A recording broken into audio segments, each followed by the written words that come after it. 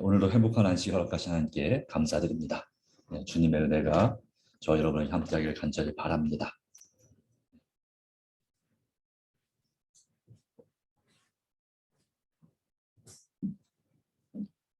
자,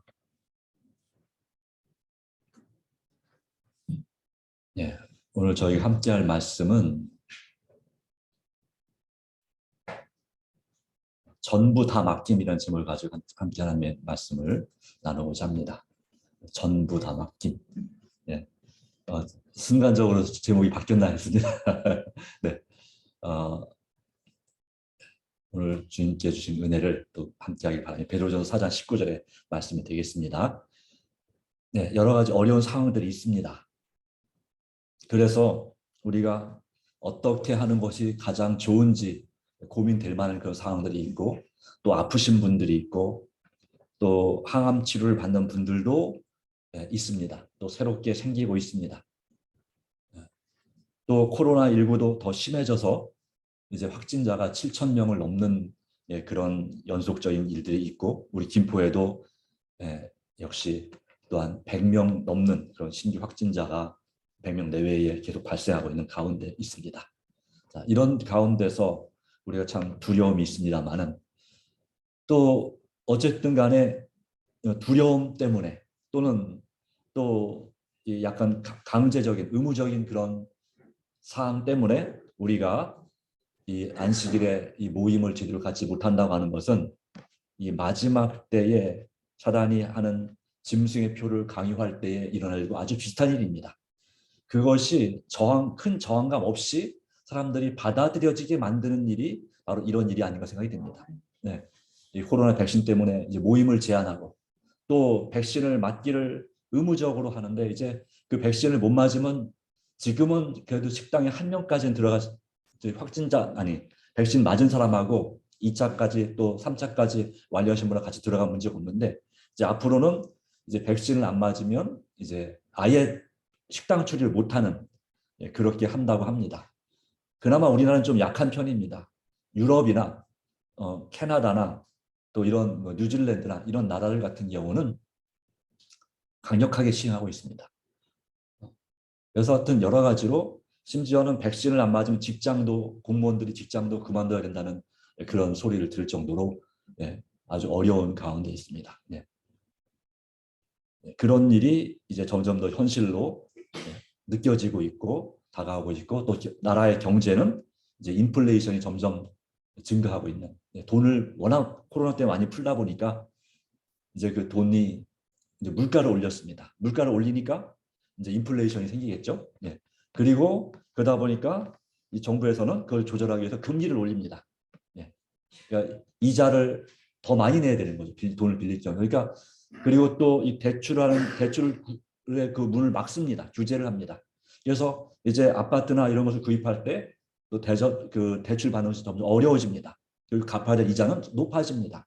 여러 가지로 이런 총체적인 그 어려움 가운데서 있게 되는 상황인데요. 그럼에도 불구하고 우리는 하나님을 의지함으로 하나님께 모든 문제를 해결하시는 하나님께 문제를 맡길 필요가 있고요. 우리의 염려와 생각들을 주님께 온전히 드릴 필요가 있다고 하는 것입니다. 오늘 이 전부 다 맡김이라고 하는 그 의미를 이 베드로전서 4장 19절 말씀을 중심으로 함께 살펴보기를 원합니다. 하나님께서 우리 마음 가운데 그냥 말로만 맡기는 것이 아니라 실질적으로 우리 자신의 모든 것을 하나님께 맡길 수 있게 해주시기를 간절히 바랍니다. 하나님의 은혜가 저와 여러분에게 함께하기를 바랍니다. 베드로전서 베드로 전서 4장 19절의 말씀인데요.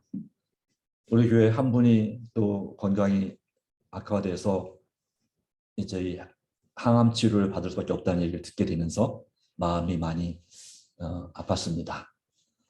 그래서 어떤 말씀이 좋을까 하다가 다음 주에 있을 청지기 부흥회 우리 강사 목사님 말씀 제목이 너는 내 것이라 하는 이사야 43장 1절 3절의 말씀을 주제로 하신다고 하시길, 정말 좋은 말씀입니다. 내가 너를 구속하였고 내가 너를 지명하여 불렀나니, 나는 이 말씀을 우리에게 주신다고 했는데, 그럼 그와 비슷한 연관된 말씀으로서 이 베드로전서 4장 19절의 말씀을 선택하게 되었습니다. 오늘 이 말씀을 통해서 하나님께서 우리에게 은혜 주시고 또한 감동 주시고 결심 주시기를 간절히 바랍니다. 자, 쉬운 성경에 이렇게 되어 있습니다. 그러므로 하나님의 뜻에 따라 고난받는 사람들은 하나님께 자기 영혼을 맡겨 두십시오. 그 다음 같이 읽어볼까요? 시작. 하나님은 우리를 지으신 분이시니 우리 영혼을 지켜주실 것입니다. 흔들리지 말고 옳은 일에 계속 힘쓰시기 바랍니다. 우리 개역 개정판은 이렇게 되어 있습니다. 그러므로 하나님의 뜻대로 고난을 받는 자들은 또한 선을 행하는 가운데 그 영혼을 미쁘신 창조주께 의탁할지어다 라고 했습니다. 의탁한다 또는 위탁한다, 맡긴다. 이 말씀은 또는 부탁한다 이런 말이죠. 이 말씀은 원래 언제 쓰여진 말씀이냐면 의탁한다는 이 단어는 예수님이 십자가에 달려 돌아가실 때 그리고 스데반 집사가 순교할 때에 이 말씀을 썼죠. 아버지여 내 영혼을 아버지 손에 부탁하나이다. 의탁하나이다. 그렇기 때문에 장례식에서 이 장례를 집례하는 목사님이 그 하관할 때 그 관을 땅에 묻을 때에 뭘 낭독하냐면 위탁문이라는 걸 낭독합니다. 위탁문요. 네, 바로 그래서 그 영혼을 온전히 땅 속에 맡기고 또 하나님께 맡기는 그런 위탁문, 이 영혼을 주님께 맡기나 위탁하나이다. 부활의 아침에 이제 생명의 부활에 참여할 것을 믿습니다 하는 그런 위탁, 죽을 때 하는 것이 바로 의탁입니다. 네. 위탁이고 또 부탁입니다. 무의탁이라고 혹시 들어보셨나요? 무의탁. 전진무의탁 들어보셨나요? 현역 군대 갔다 오신 분들은 이 소총을 딱 이렇게 드는데 총이 있으면 이 총을 이렇게 바닥에 닿지 않게 딱 이렇게 들고 있는 자세가 이게 전진무의탁이에요. 이따가 이제 100 사로바 그럼 100m 딱 할 때 딱 엎드려가지고 아니죠. 200m 사로바 하면 엎드려서 총을 쏘고 그리고 150m 사로바 그러면 이제 뭐랄까요? 이 앉아서 쏘는 자세를 취하기도 하고 그리고 100m는 이제 서서 쏘기도 하고 뭐 그렇게 합니다. 아니면 하여튼 그것을 이제 자기 그 정해진 대로 그렇게 하는 것입니다. 네. 그런 것처럼 이 무의탁, 이 총을 땅에다가 이렇게 놓지 않는 것을 무의탁이라고 말합니다. 그런데 의탁은 완전히 내려놓는 걸 말하는 것이죠. 그래서 이 맡긴다고 하는 것은 내려놓는 것을 말합니다. 내려놔야 될 것을 내려놓는 것입니다. 또 내려놓지 못하는 것을 내려놓는 것이 바로 맡기는 것입니다. 어디에 내려놓는 것입니까? 또는 누구에게 내려놓는 것입니까? 중요한 것입니다. 맡긴다는 것을 우리가 육하 원칙에 따라서 한번 생각해 본다면 전부 다 맡기는 사랑과 믿음과 소망의 관계를 의미한다라고 할 수 있습니다. 자, 누구에게 맡깁니까? 우리는 누구에게 맡겨야 합니까? 하나님께, 바로 예수 그리스도께 우리의 모든 것을 다 맡겨야, 그분께 맡겨야 됩니다. 뭘 맡겨야 됩니까? 내 영혼과 내 가진 것을 전부 다 맡겨야 합니다. 그런데 얼만큼 맡겨야 될까요? 네, 내가 좋아하는 것, 내가 갖고 있는 좋은 것, 자랑할 만한 것만 맡기는 것이 아니라 나쁜 것까지도 맡겨야 합니다. 일반적인 것만 맡길 것이 아니라 또한 뭘 맡겨야 됩니까? 내가 정말 가장 귀하게 여기는 것까지도 맡겨야 합니다. 그 맡긴다고 하는 것은 어떤 의미가 있을까요? 그것은 그 상대방을 믿지 못할 때 맡길 수 있나요? 아닙니다. 믿을 때 맡길 수 있는 것입니다. 전적으로 신뢰할 때 맡기는 것입니다. 자, 언제 맡겨야 할까요? 언제? 네, 언제든지 여러분의 과거의 인생의 삶을 주께서 맡아주시고 문제를 해결해 주십니다. 그것처럼 지금 현재 이 순간을 주님께 맡겨야 합니다. 그리고 또 언제요? 미래에 다가올 어느 순간 어떤 상황에서라도 내 자신을 주님께로 온전히 맡기는 경험이 필요합니다. 마음만은 그러니까 말로만 맡긴다고 하는 기도를 드리는 것이 아니라 실제로 맡겨야 합니다. 그럴 때 하나님께서 우리를 위해서 일하시고 우리의 모든 문제를 책임져 주시는 거죠. 어디서, 자, 어디까지 맡겨야 합니까? 자, 여기까지만 부탁드릴게요. 자, 그 다음은 제가 알아서 할게요. 이렇게 할 수 있는 건가요? 아닙니다. 내가 어느 자리에 있든지 운전을 하든지 집에 있든지 또한 뭐 어디를 걸어가든지 어떤 일을 보든지 간에 우리는 그 모든 상황, 모든 장소에서 주님께 맡기는 경험이 우리에게 참으로 중요합니다. 네, 그렇죠. 그것이 바로 전부 다 맡긴다는 의미를 보여주고 있는데요. 마지막으로 그렇다면 왜 맡겨야 합니까? 왜 하나님께 여러분의 가진 모든 것을 전부 다 맡겨야 합니까? 여기 한번 생각해 봤습니다. 꽤 많은 단어가 적혀 있죠. 네. 어, 여러 가지 있는데요. 먼저 믿어주시고 사랑하시고 소망하시니까, 나의 하나님이시니까, 나의 창조주시요 나의 구세주님이시니까, 내가 그분을 신뢰하니까, 내가 그분을 사랑하니까, 갈망하니까, 그분은 나의 부모이자 친구 되시니까, 가족이시니까, 나는 그에 비해서 부족하고 약하고 힘없는 죄인이니까 전지전능하신 하나님께 맡기는 것입니다. 왜요? 그분 나를 가장 잘 아시고 나의 모든 문제를 가장 확실하게 해결해 주실 분이 바로 누구시기 때문에요? 하나님이시죠. 그리고 내가 그분께 맡길 때 그분은 나에게 복을 주시고 거룩하게 하시고 또한 나의 모든 걸 책임지고 돌봐주신 분이시죠. 현재로 돌봐주시고. 그렇기 때문에 어떤 분들은 제일 쉬운 말이 얼만큼 사랑하나, 얼만큼 너 왜 사랑하냐 말할 때에 그냥이란 말을 많이 쓰기도 합니다. 그냥은 어떤 의미입니까? 말이 필요 없다는 얘기죠. 예. 그냥 정말 당연히 그렇게 해야 되니까 맡겨야 되니까 맡기는 것입니다. 그것이 또 우리에게 필요한 것입니다.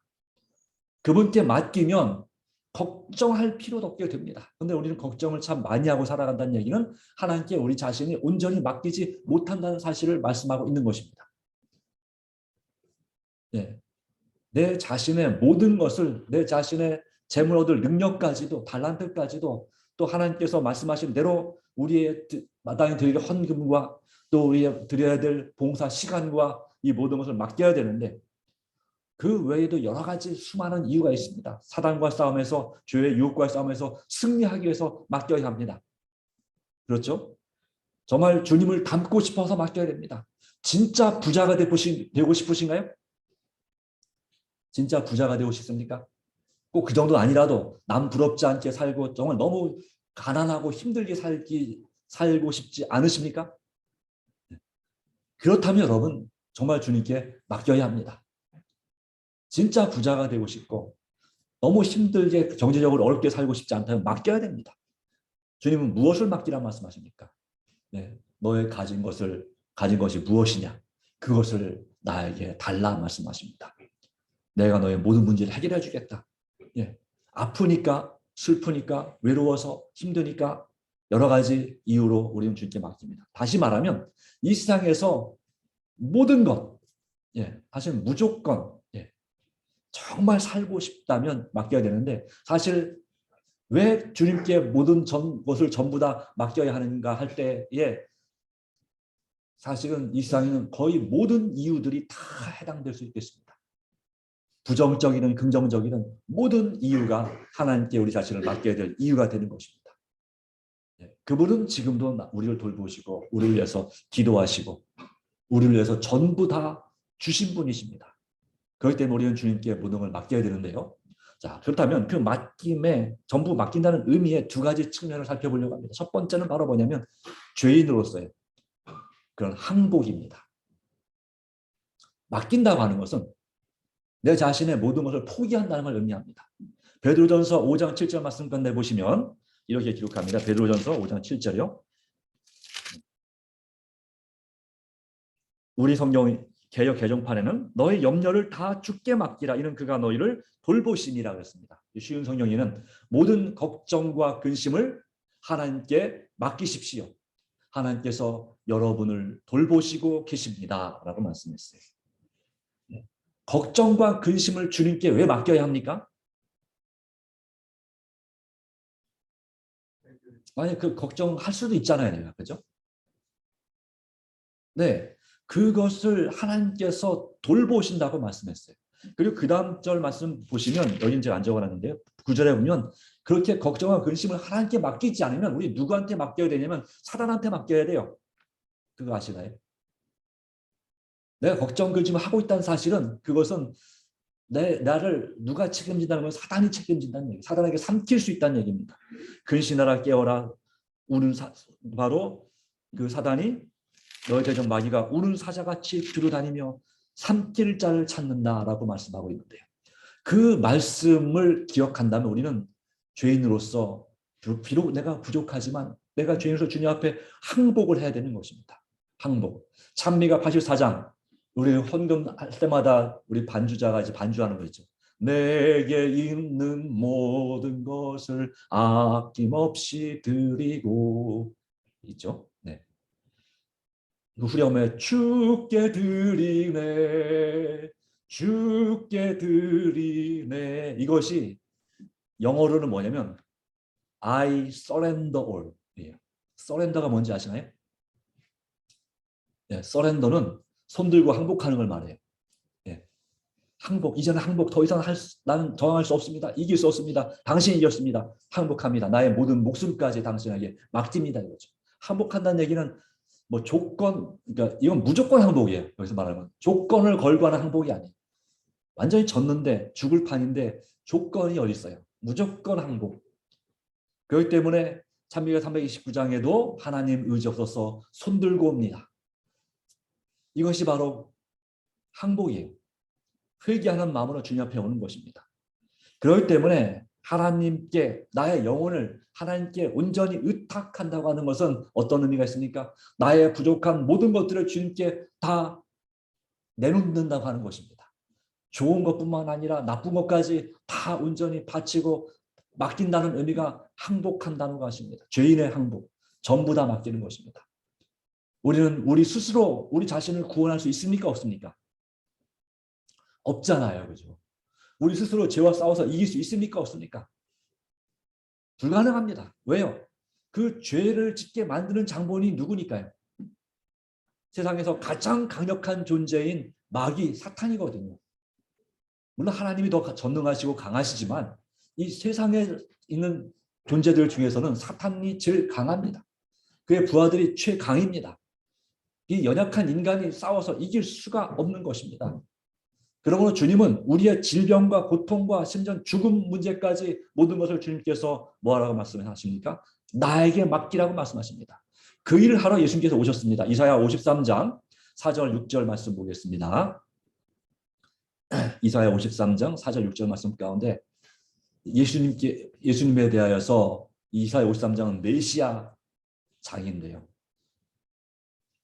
예수님께서 죄인을 구원하러 이 땅에 오셔서 죽으신 그 의미를 우리가 볼 수 있는데, 네, 보겠습니다.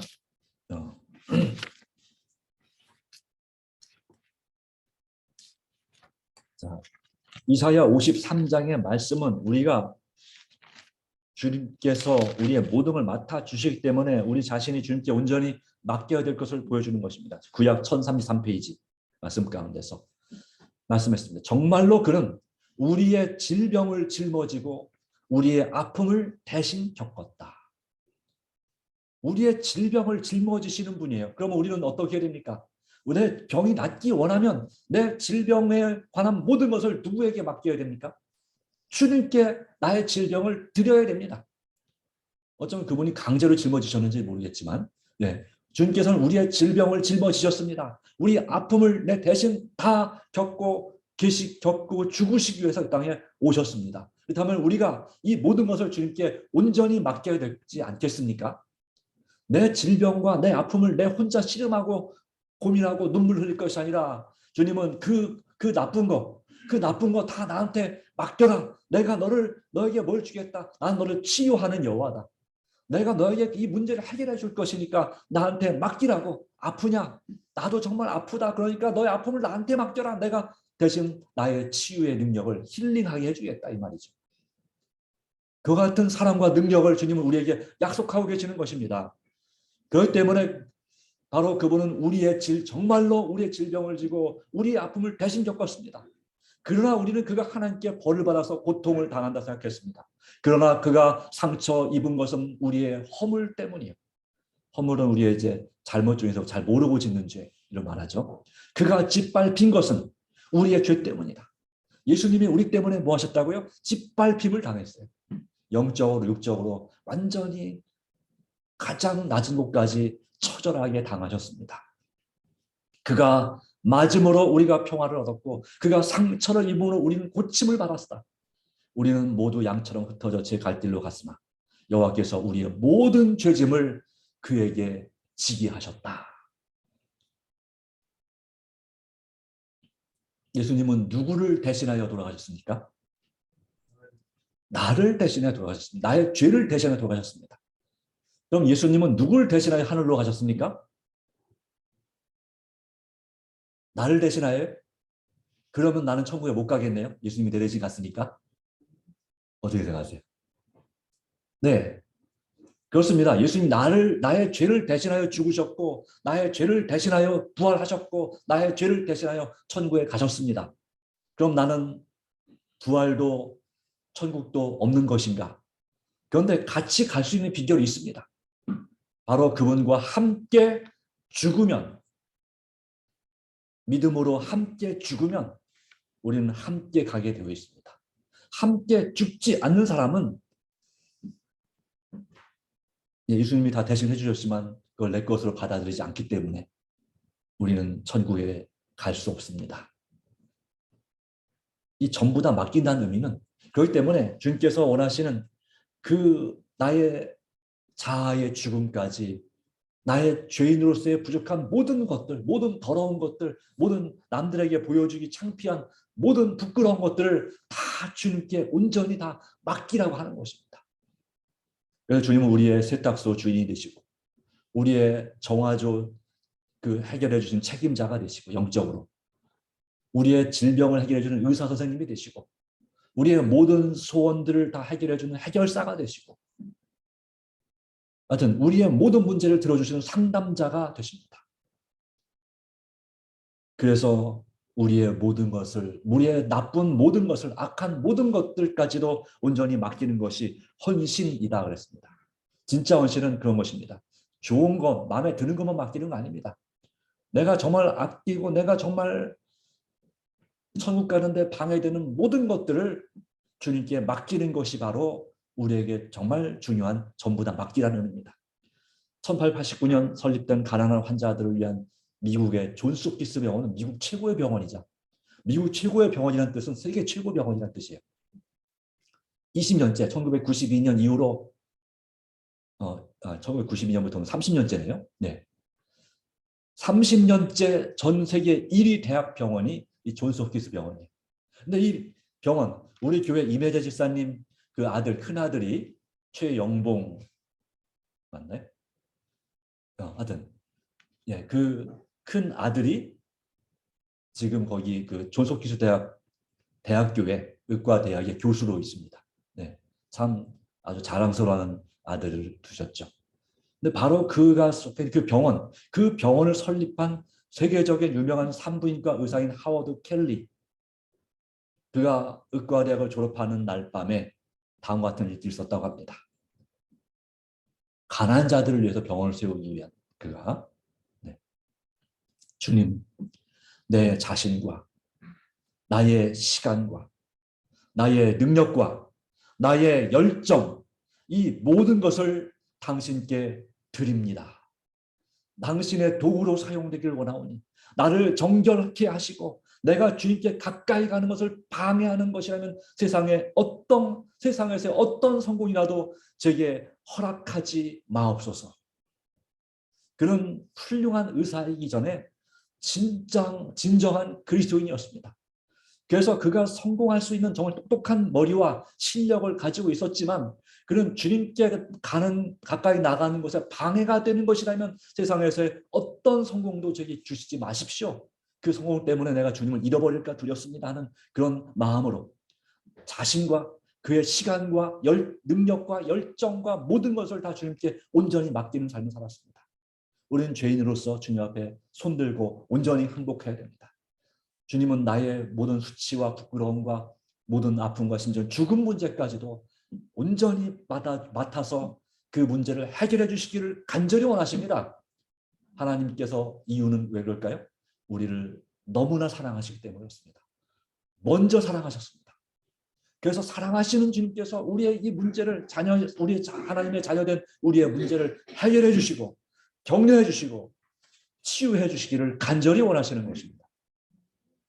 그런 주님을 의지함으로 우리는 두 번째 측면입니다. 악인으로서 죄인으로서 하나님께 온전히 항복하고 굴복했다면 이제는 의인으로서 신뢰, 온전한 신뢰, 그분을 완전히 믿고 의지하는 친밀한 교제와 관계가 필요합니다. 그러기에 베드로전서 4장 19절 말씀은 같이 읽어봅시다. 시작.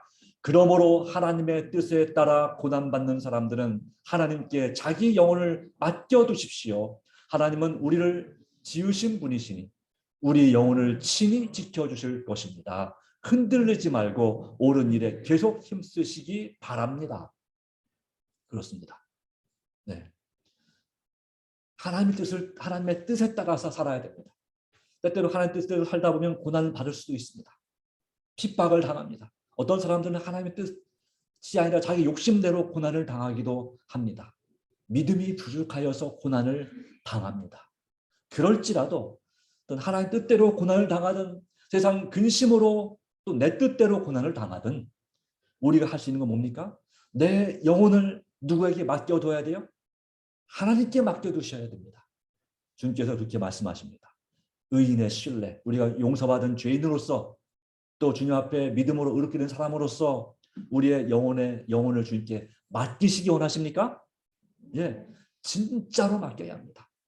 하나님은 우리를 지으신 분이시기 때문에 창조주시고 우리의 구주이시기 때문에 구세주이시기 때문에 우리의 영혼을 책임지고 확실하게 지켜주실 것입니다. 언제까지? 부활의 아침까지. 내가 주 안에서 잠들지라도 사단이 내 영혼을 가지고 장난치지 못하도록 괴롭히지 못하도록 함부로 하지 못하도록 주님은 지켜주십니다. 물론 죽은 자는 잠자는 것 같으니 사단이 괴롭힐 것도 없지만 그렇습니다. 그렇기 때문에 흔들리지 말라 이 말이에요. 우리는 우리 주님을 온전히 믿지 못하면 흔들릴 수밖에 없습니다. 사단이 자꾸 우리를 흔듭니다. 의심하게 만들고 걱정하게 만들고 근심하게 만들고 아주 심한 염려 가운데 쌓이게 만듭니다.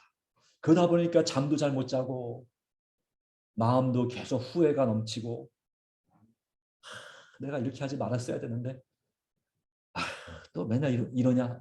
네, 저도 그래요. 그래서 이러다 병 나면 어떡하지 할 정도로 네, 어떤 분이 그러다 병 나는 분도 실제로 있죠. 네, 바로 그런 문제. 어떤 코로나19 때문이든 다른 이유 때문이든 우리의 그 후회 근심에 대해서 흔들리지 말라 이 말이에요. 그런 때문에 흔들리지 말고 옳은 일에 계속 힘쓰시기 바랍니다 하는 거예요. 우리가 주님께서 옳다 말씀하신대. 그리고 내가 생각할 때 주님 보시기에 옳다고 생각하는 그래서 내 뜻하고 주님 뜻이 맞아야 돼요. 내 뜻에는 옳든데 하나님 뜻에는 틀린 거면 그 길로 가면 망하는 길이죠. 그렇죠? 그렇기 때문에 우리는 정말 주님을 철저하게 신뢰하는 가운데 온전히 맡겨주시는 주님, 맡아주시는 주님께 여러분의 모든 것을 맡기시고 믿음으로 전진하시기 바랍니다. 자꾸 믿음이 약해져서 우리가 하나님의 청지기로서의 사명, 또 전도자로서의 사명, 또 봉사자로서의 사명들을 등한히 하고 싶을 때, 자꾸 그 세상 유혹에 빠질 때 그것을 주님, 제가 이러면 안 되는 거 압니다. 주님께 맡깁니다. 주님 도와주십시오. 주께서 복을 주겠다 하셨으니 내가 믿고 맡기면 쌓을 곳이 없도록 복을 주겠다 하셨으니 믿고 맡겨 보겠습니다. 주님 살려주십시오. 네. 정말 우리를 살려주시기 위한 분이고 살려주는 영혼 아닙니까? 정말 살고 싶다면, 영원히 살고 싶다면 우리는 주님께 전부 다 맡겨야 합니다. 일부만 아니라 전부 다 맡겨야 합니다. 그러기에 이렇게 말씀했습니다. 이 베드로전서 4장 19절의 화의 주석에 보면 영혼을 계속해서 하나님께 의탁한다고 하는 것은 많은 걸 의미합니다. 그러니까 잠깐만 오늘 하루만 맡기는 것이 아니라 어떻게 맡겨야 된다고요? 계속해서 날마다 매 순간마다 생각날 때마다 우리 자신을 주님께 의탁 맡긴다는 것입니다. 죽을 각오로 맡기는 것입니다. 그것은 우리가 자신을 의지하거나 자아에게 영광을 돌리지 말고 믿음의 주여 또 온전케 하시는 이이신 우리의 대언자 예수를 바라보고 믿음으로 살고 행하여야 한다는 것을 의미합니다. 성령께서 우리 통회하는 심령, 정말 회개하는 심령 역사하실 것이지만 이 자부심이 강하고 스스로 의롭다는 정신을 가진 영혼을 위하여는 결코 아무것도 하실 수가 없습니다. 왜냐하면 그런 사람은 내가 똑똑하고 내가 할 수 있다 생각하고 내 스스로 뭔가를 고쳐보려고 하기 때문에 그렇습니다. 그렇기 때문에 성령은 이 자아가 끼어들지 않을 때, 자존심이 끼어들지 않을 때 역사하신다고 하는 거예요. 그러니까 전부 다 맡긴다는 것은 내 자존심도 주님께 맡긴다는 거죠. 내가 뭔가 내 스스로 뭔가 해보려고 하는 그 생각조차도 주님께 맡기는 것입니다. 주님께서 해주시기를. 주님께서 해주십시오. 도와주십시오. 살려주십시오. 이루어 주십시오. 그러기에 잠언 16장 3절 말씀 같이 읽어보겠습니다. 시작. 너희 일을 여호와께 맡겨라. 그러면 너희의 계획이 성공할 것이다. 여러분은 얼마나 맡기고 계십니까? 마이어 목사님이라는 분이 그 사역하는 중에 중대한 전환점을 받게 됐습니다. 목회 생활에 열매가 없고 영적인 힘도 모자라고 슬럼프에 빠지게 됐습니다. 그런 가운데 기도하는 건데 갑자기 예수님이 곁에 서 계신 것 같은 느낌을 받았습니다. 그때 주님께서 그렇게 말씀했습니다. 내 생활의 모든 열쇠를 내게 맡겨라. 일이 정말 환상이 아니라 정말 실제처럼 느껴져요. 그가 주머니를 뒤져가지고 이 열쇠 뭉치를 다 꺼냈습니다. 지금 열쇠가 별로 없지만 그 당시에는 열쇠가 좀 뭐 각 방 열쇠, 집 열쇠, 교회 열쇠, 뭐 창고 열쇠 다 꺼냈어요. 그랬더니 주님께서 묻는 것입니다. 여기 있는 열쇠가 전부냐?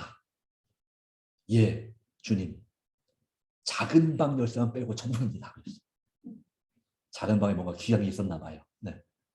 그랬더니 예수님이 말씀하는 거예요.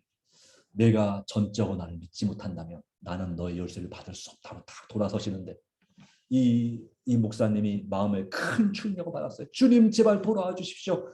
잘못했습니다. 제 생활의 모든 열쇠를 받아주십시오. 네.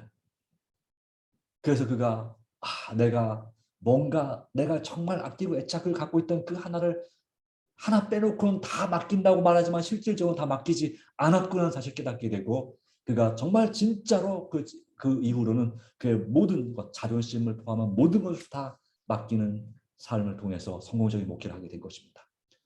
디모데후서 2장 15절은 말씀합니다. 자신을 하나님께 드리기 위해 힘쓰라. 여기서 말하는 자신은 나의 영혼을 포함한 모든 것을 하나님께 의탁한다는 의미가 되겠습니다. 우리는 그렇기 때문에 죄인으로서 주님 앞에 온전히 항복하고 의인으로서 하나님을 전적으로 신뢰하는 가운데 나의 모든 것을 좋은 것이든 나쁜 것이든 온전히 다 맡기기로 다시 한번 결심하시기 바랍니다. 그럴 때 우리 마음에 평안함이 옵니다. 뭔가 걱정이 자꾸 생긴다면 아직도 하나님 제가 못 맡겼나 봐요. 이것도 맡아주세요. 맡기셔야 합니다. 아픔과 기록이 있을 때 정말 감사한 마음으로 맡기시기 바랍니다. 하나님께 내 마음에 진짜 평안함을 주실 때까지 이제 주님께서 책임져 주신다는 확신이 들 때까지 맡기는 기도의 경험, 친밀한 교제의 경험이 여러분에게 매우 중요합니다. 자, 이런 기도할 수 있을까요? 목사 복음 교육자의 부르는 권면 가운데 이런 기도를 드리는 이 기도가 되게 하라 말씀했어요. 내가 재물과 세상 명예와 모든 것을 잃더라도 오직 주님만은 나와 함께 하옵소서. 참 어려운 기도죠. 저는 재물도 잃기 싫고 명예도 잃기 싫고 딴 것도 잃기 싫은데 주님만은 나와 함께 해달라고 기도할 수 있을까요? 이 기도가 그것이 아니라 다른 모든 걸 잃어버리더라도 주님을 잃어버리면 완전히 다 잃어버리는 것이에요. 그런 말이 있죠. 뭘 잃으면 조금 잃은 거라고 했어요? 돈을 잃으면 조금 잃은 거다 그랬어요. 그럼 뭘 잃으면 많이 잃은 것일까요? 건강입니다. 건강. 건강을 잃으면 많이 잃은 것입니다. 그런데 대부분을 잃는 것이 있어요. 건강보다 더 중요한 게 있어요. 뭘까요? 친구. 좋습니다. 친구도 많습니다. 또 뭐 있을까요? 신앙형. 네. 그 말씀도 맞긴 맞습니다. 자, 용기라고 했습니다. 용기. 용기를 잃으면, 담대함을 잃으면 정말 거의 대부분 있는 것이다. 그런데 진짜 전부를 잃어버리는 것이 있는데 바로 뭐냐면 내 영혼을 잃으면, 물론 신앙도 포함되어 있습니다. 내 영혼을 잃으면 그건 그냥 거의 대부분이 아니라 완전히 다 잃어버리는 거예요. 사람이 온천을 얻고도 제 목숨을 잃으면 무엇이 유익하겠느냐 말씀했잖아요. 그죠? 예수님께서 하신 말씀이잖아요. 그렇기 때문에 우리는 내 영혼을 주님께 의탁하는 것이, 내 영혼, 온 천지와 만물을 주관하신 하나님께 영혼을 지켜주시도록 의탁하는 것이 안전한 것입니다. 네, 오늘의 원리는 그런 것입니다. 나의 나쁜 것뿐만 아니라 나의 좋은 것까지 모든 것을 맡기는 것이 진정한 헌신입니다. 여러분의 모든 걱정거리까지 하나하나 남김없이, 후퇴 없이, 후회 없이 온전히 맡기시기 바랍니다. 그런 사람들이 요한계시록 14장 4절, 바로 14만 4천의 무리에 속한 사람이 되는데요. 이들은 여자와 더불어 죄를 짓지 않고 자신을 깨끗이 지키는 사람들입니다. 그들은 어린 양이 가는 곳이라면 어디든지 따라가는 자들입니다. 자기 생각이 아니라 예수님의 생각으로 따라가는 것이죠. 그것이 맡기는 것이 아니겠습니까? 하나님과 어린 양에게 첫 제물로 바쳐진 이 땅의 사람들 가운데서 구원받은 사람들, 하나님께 속한 사람이에요. 온전히 맡길 때 우리 하나님의 사람이 되는 것입니다. 목숨까지도 믿고 맡기는 그런 경험이 우리에게 필요합니다.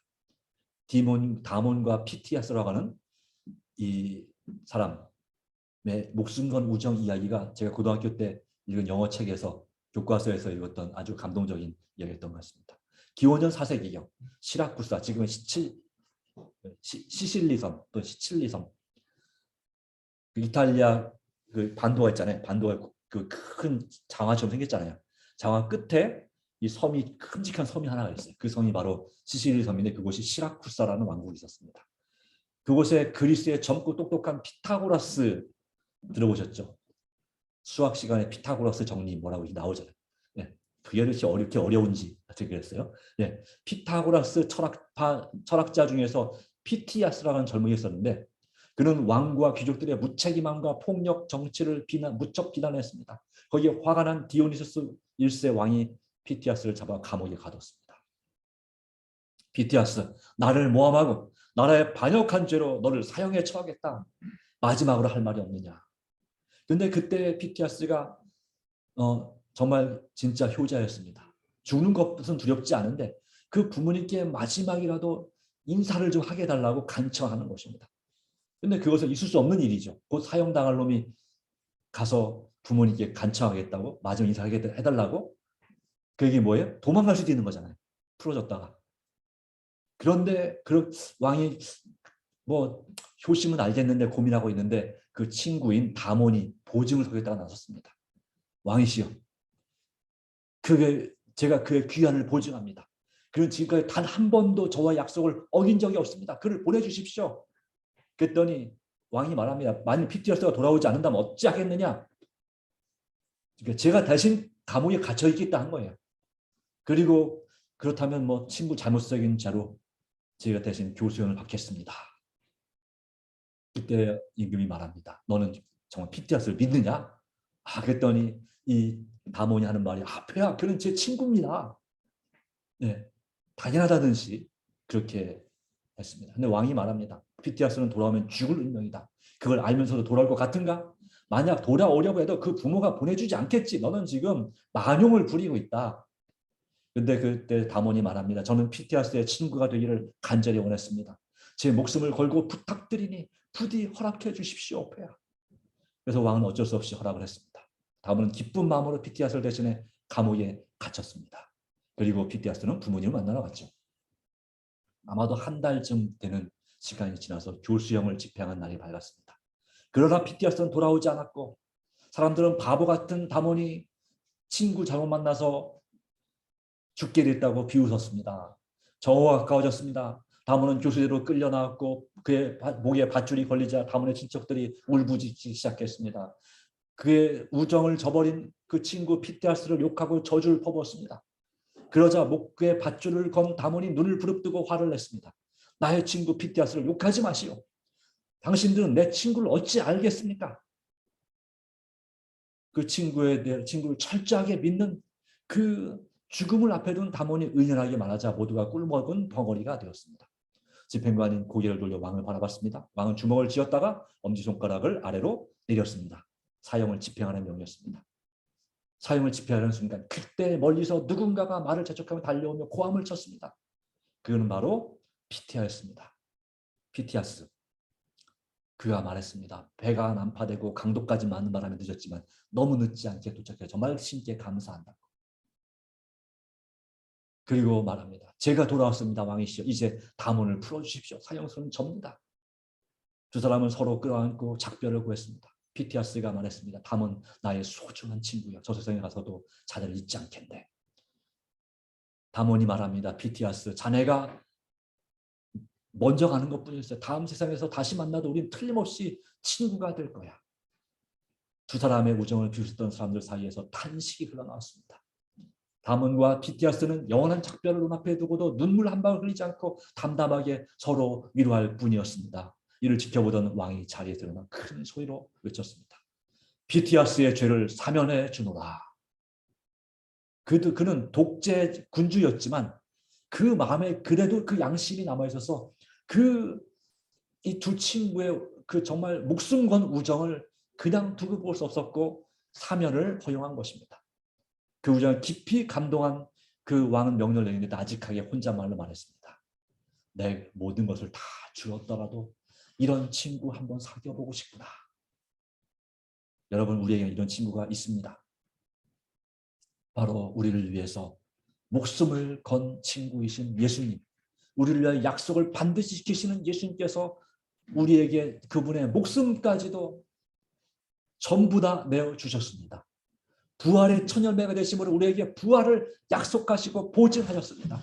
우리 예수님은 반드시 약속을 지키시는 분이십니다. 다시 오리라고 말씀하신 예수님은 분명히 가심을 본 그대로 확실히 다시 오실 것입니다. 바로 그분을 믿을 때 우리는 우리의 모든 것을 전부 다 그분께 맡길 수 있지 않겠습니까? 네, 그것이 오늘 우리의 중요한 것입니다. 데이비드 리빙스톤, 아프리카 선교사였던 제가 존경하는 선교사인 이분은 이렇게 기도했습니다. 나의 예수, 나의 왕, 나의 생명, 나의 전체이시여. 나는 다시 한번 내 전생애를 당신께 드리나이다. 여러분, 여러분의 삶을 온전히 주님께 드리기로 결심하십니까? 여러분의 까짓 것 별거 아닌 재물도 주님께 온전히 드리기로 결심하십니까? 여러분의 시간, 여러분의 질병과 아픔과 고민까지도 온전히 주님께 드리시기로 결심하십니까? 주님께 전부 다 맡기실 때 주님께서 전부 다 책임져 주시고 마침내 여러분을 온전히 통째로 주님 모시는 그날에 구원하실 것입니다. 지금 이 땅에 살아가는 동안에도 여러분에게 온전한 축복을 주셔서 부족함이 없게 하실 것입니다. 모든 걱정과 염려를 주님께 내려놓으시기 바랍니다. 의탁하시기 바랍니다. 주님의 약속과 말씀이 여러분에게 성취될 것을 믿습니다. 주님 다시 오십니다. 준비합시다.